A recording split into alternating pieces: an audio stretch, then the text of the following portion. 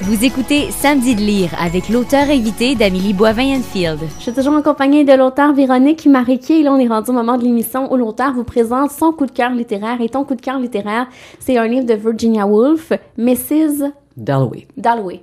C'est un roman que j'avais lu quand j'étais plus jeune, peut-être quand j'avais 20 ans.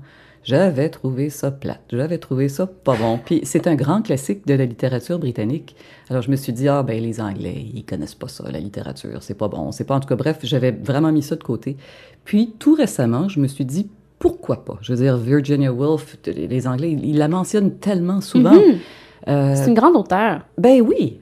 Alors je me suis dit, je vais réessayer pour voir.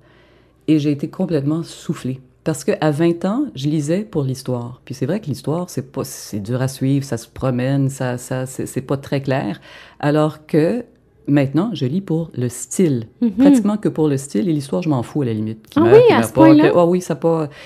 D'ailleurs, je lis bizarrement, je lis des bouts de romans, je lis les milieux, mais pas le début ni la fin. Ou alors, je lis que la fin, mais pas le début. Ou alors, aux deux, je lis des petits bouts. Je me souviens plus, là, dernièrement, d'avoir lu un roman au complet. C'est juste des bouts de romans que je lis. Donc, Mrs. Dalloway, je suis rendue à la moitié.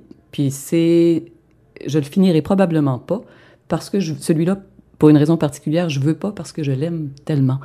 Elle a un style qui me parle tellement. C'est tellement coloré, c'est tellement profond, c'est tellement intelligent, c'est tellement plein d'images magnifiques, sensées. C'est vraiment, j'en reviens pas.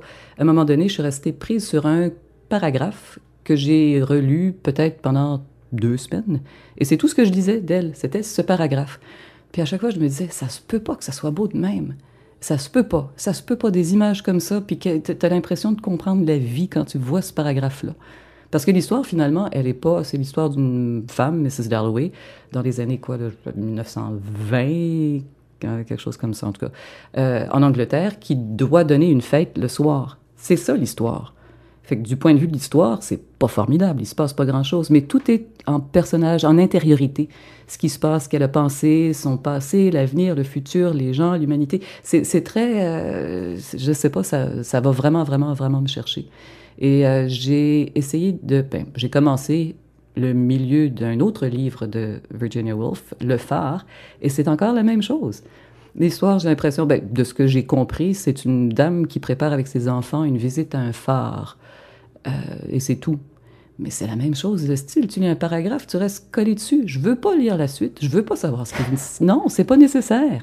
C'est que c'est tellement bien écrit. L'amour des mots. Oh, wow! Puis, ce qui est remarquable, c'est que c'est pas des mots à 1000 piastres, là. C'est des mots simples que tout le monde utilise tous les jours. Mais elle les agence de façon tellement formidable que moi, je lis et je relis le même paragraphe. Et ça inspire l'auteur en toi? Ah oui, énormément. Ah oui? D'ailleurs, je dois dire que je triche un peu. C'est le prochain roman là, que j'écris, de temps en temps, quand je me dis « Ah, c'est pas tout à fait ça », vite, je vais voir sur une copie en ligne de Mrs. Dalloway, puis je lis ça, puis je me dis « Ah oui ». J'ai comme un souffle.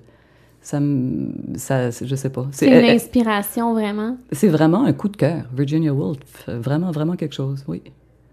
Et est-ce que ça te met de la pression à toi pour tenter de trouver justement des belles phrases comme elle fait dans ses ouvrages? Non, parce que je sais que c'est pas possible. C'est comme... Non, ça arrive... Pas de pression, mais ça me fait du bien. Je lis ces mots à elle, puis ça me fait du bien parce que je me dis, oui, c'est comme ça qu'un livre devrait être écrit. Et pour les gens qui n'ont jamais lu du Virginia Woolf, est-ce que tu recommanderais Mrs. Dalloway ou on devrait commencer avec un autre puis terminer peut-être avec celui-là pour se le garder pour la fin comme la cerise sur le sundae? Si on aime les livres avec du suspense, puis il se passe des choses, puis l'histoire avance, puis il y a un début, un milieu, puis une fin, puis non, à ce moment-là, non. Mais si on lit uniquement pour le plaisir des mots, absolument.